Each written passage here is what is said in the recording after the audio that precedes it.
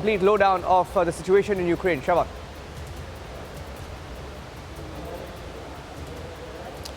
Well, Niranjan, I would really not call this an escalation at this point in time, simply because what we have witnessed over the last few days, there is absolutely no doubt about the fact that while on the one hand they're carrying out the negotiations, you're also looking at Russia still amping up their operations. But having said that, you've put out the Russian version right now. Let me put out the Ukrainian version, which we have picked up from multiple official channels. Where do we exactly stand as both the countries enter the fourth week of this war? And how does the picture really look like on the ground? Now, in fact, we've been one of the few global networks to have crisscrossed across Ukraine. Perhaps for all our viewers who've been watching us very closely, perhaps they must be wondering as to why over the last 24 to 48 hours, our crew we've been stuck in one place in northwestern Ukraine. That's primarily because what has really happened right now on the ground is that the difficulty has just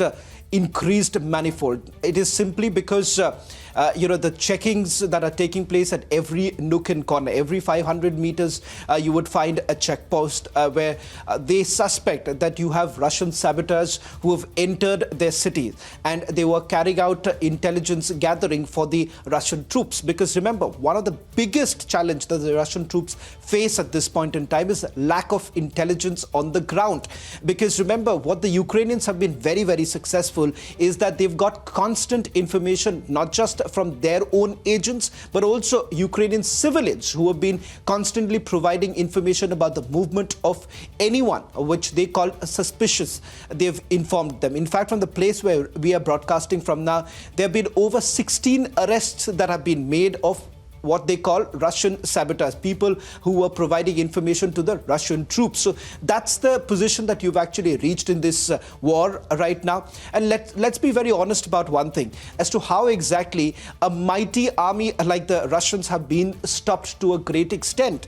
Let's not forget, their initial plans of a Blitzkrieg attack has failed miserably. You're looking at Kiev, where Kiev had at least 2 defense lines. Now, the latest information that we have, there's a third defense line that has been created so that the Russians can't really enter. Let's not forget about the fact that there is also information about 130 soldiers, combat soldiers of the Russian troops. They've refused to participate in this war, and disciplinary action is now being contemplated by the Russian side. You have some of the generals of Russian troops who have lost their lives here in Ukraine. There's been a massive loss for the Russians as far as their equipments, their machinery is concerned. And let me just break it down for our viewers. Specific cities that I would like to talk about. Mykolaiv, remember, happens to be one of the most strategic cities, because if they are in a position to capture Mykolaiv, remember, then you're looking at the Russian troops moving towards the port city of Odessa. And what we have figured out from all the reports that we have been closely tracking, official ministry channels, it does appear that Odessa has also been fortified just the way Kiev has been. And Kiev, what you're looking at is, barring certain routes, at least on the ground, they have not been able to enter. And it is all the reports suggesting that they are right at the doorsteps, 2 kilometers, 1 kilometer. These are completely bum-cum, simply because, remember, we've been on the ground. In fact, just about 48 hours ago, we were the only global network to have entered right inside Kiev. We were at the city center where we've done a couple of interviews. We've spoken to the locals, and we also sent across our reports where you could actually gauge what was really happening on the ground. If the Russian troops were really inside Kiev, perhaps we wouldn't have been in a position to file that report that we sent 48 hours ago. So you get a sense that as far as the capital city is concerned, they've not been able to capture. Barring one city, Niranjan, they have not been able to capture any vital city or vital installation here in Ukraine. Yes, they've been carrying out bombardments. In fact, the recent message that the Russians wanted to send across by bombing a place closer to the Polish border, a military aircraft repair center near Lviv, a place which was largely untouched right from the time that the invasion actually began. It was very simple, that the Russians are in a position to attack any city that they want in Ukraine. And these missiles were launched from the Black Sea region, attacking Lviv. So what is really happening is that on the one hand, you see that they are trying to increase their military operations, but they face a huge challenge. That is the reason why there is some relocation of remobilizing of the troops. We are being given to understand that the 102nd base from Armenia is being moved in. The 40th Naval Infantry Brigade is being moved in. There were latest reports coming in that from Belgorod in Russia, there is a possibility of more armored vehicles, tanks to be brought in. But all of this at a time when, if you remember, both sides have categorically pointed out that they are working very hard towards a ceasefire agreement, because they're hoping that they reach a situation where certain guarantees are given, and Ukraine says that they never want to see themselves in a battlefield. That's what their primary objective at this point in time. Now, having said that, let me try and explain this to all our viewers, that yes, there are certain challenges that the Ukrainians also face. That is, for how long would they be able to stretch this? They do not have the kind of ability to strike off any of these aerial attacks that are taking place. Yes, they've tried their best. They've been able to, at least counter some of those missile strikes that have taken place. But having said that, for how long is the bigger question. They've lost about $565 billion from the time that the war has begun. And, a restructuring or perhaps a rebuilding Ukraine is going to be a huge, huge task. And that is the reason why their first position, that they wanted to be a NATO member, they are willing to put that in the dustbin right now. They are saying that they are okay with not becoming a NATO member simply because they feel that even the NATO members are not really inclined to grant that membership to Ukraine. All that they're looking forward to is perhaps a membership with the European Union, because that is going to at least stabilize the situation right now. They're trying to find ways that they have one single energy grid so that the energy supply to Ukraine is not stopped, and hoping that they are not, purely, that they would have a direct sort of a kind of a interaction with Russia is what they are hoping. All sides have indicated that they want both the presidents to meet soon, but before that happens, they actually need to have something on concrete on the paper. The negotiations that we picked up late last night was that they are still working on the same agenda that we have been talking about: a ceasefire agreement, a security guarantee, a neutral status. These are the few things that both sides are essentially working out. And surprisingly, if you look at the reactions that are coming from the Russians, is that they too are welcoming that. Now, you've made a mention about what the West has to say. Antony Blinken, the Secretary of the State, he's basically saying that, this is just a charade. But having said that, what role is the West really playing? Are they really egging on the Ukrainians? Something that the Ukrainians do realize. That is the reason why, look at the comments that have been made by the administration here with regards to Germany, because they say, President Zelensky says that Germany is only interested right now in doing business. And this is something that they realize, and they are hoping that in the days to come, these negotiations would be fruitful and they would be in a position to strike a ceasefire agreement at least. Yes. Shravan, I wanted to ask you about these hypersonic missiles. Now, Russia has used these hypersonic missiles, Shravan. And, looking at what Russia has said and what Russia has done, Shravan, to give you more details, in fact, a few minutes back, we broke details of how the Russian Bastion coastal missile system destroyed centers of radio intelligence of Ukrainian troops in Odessa. Odessa has been bombarded by Russia for a long time now, for 24 days, almost fourth week. Russia's Kinzhal hypersonic missiles destroyed large underground missile depots of Ukrainian troops in Ivano-Frankivsk, one of the regions that was also hit earlier. Now, I wanted to ask you about the fact that Russia is using these hypersonic missiles now. Have they used it earlier in the last few weeks? And if they've started to use that now?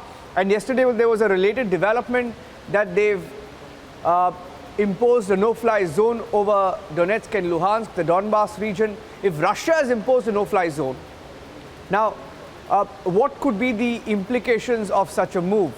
And over and above that, these hypersonic missiles being used?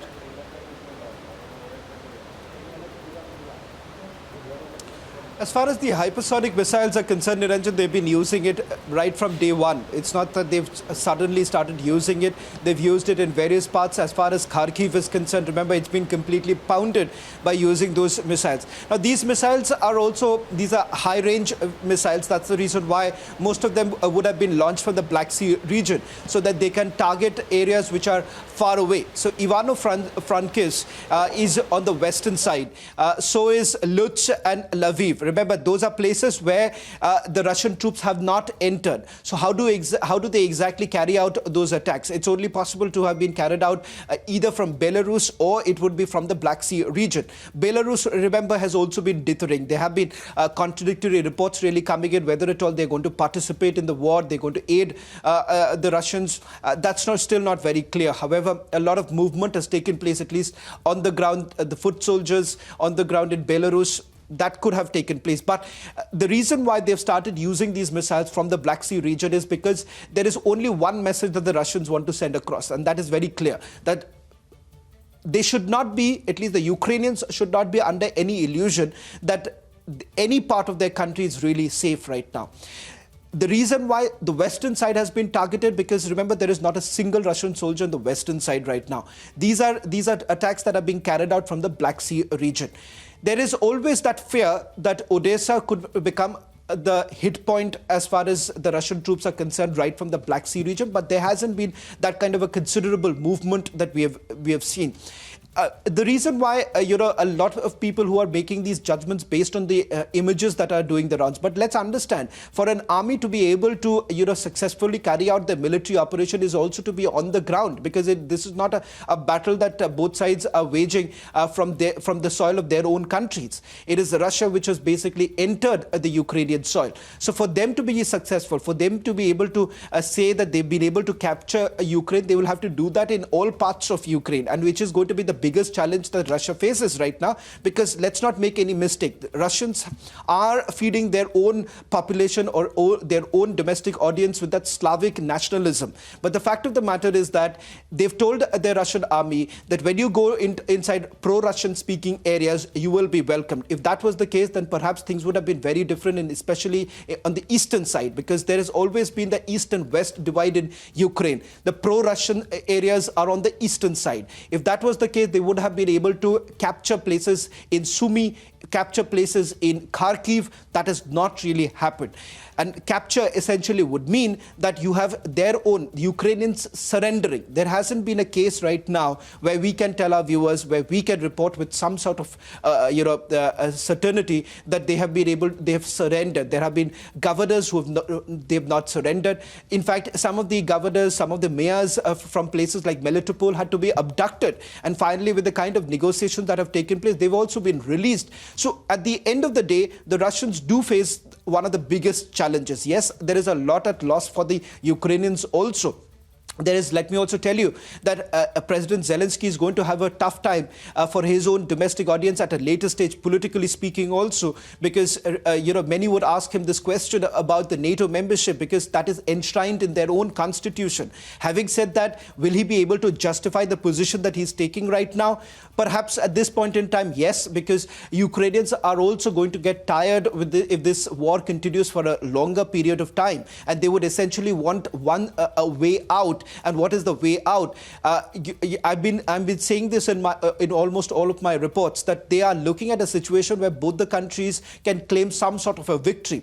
The Ukrainians they've already started claiming victory by saying that they've prevented from any of the cities falling into the hands of the Russians. The Russians, on the other hand, have also been claiming victory, where they're saying that their objective of demilitarizing Ukraine has been fulfilled. That the fact of the matter is that NATO troops cannot enter Ukraine. And secondly, they believe that whatever was happening right now here in Ukraine, their perception of so-called biolabs, which they haven't been able to really furnish any sort of proof that there have been biolabs that have been operating here in Ukraine. Ukraine, on the other hand, has furnished enough proof to suggest that there was a research that was basically being carried out. Now, what's the truth? Very difficult to verify. These are claims that have been made by both sides. Having said that, there are multiple fronts that Russia wants to open at this point in time.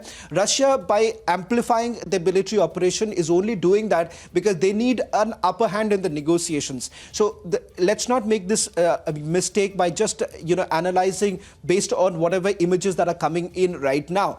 The larger game plan is this, that one, they certainly want to carry on with their military operations till the time they reach a position where they have been able to have a successful negotiation. And to have a successful negotiation, they need to have some cards up their sleeves. And that is only possible if you have certain cities, certain places which are under their own, under their own territory or under their own, hold, which is exactly what the Russians are working towards. So, are we really looking at an end sight? Difficult to really answer that question right now, given the fact that both sides are only indicating that their negotiations have been quite successful.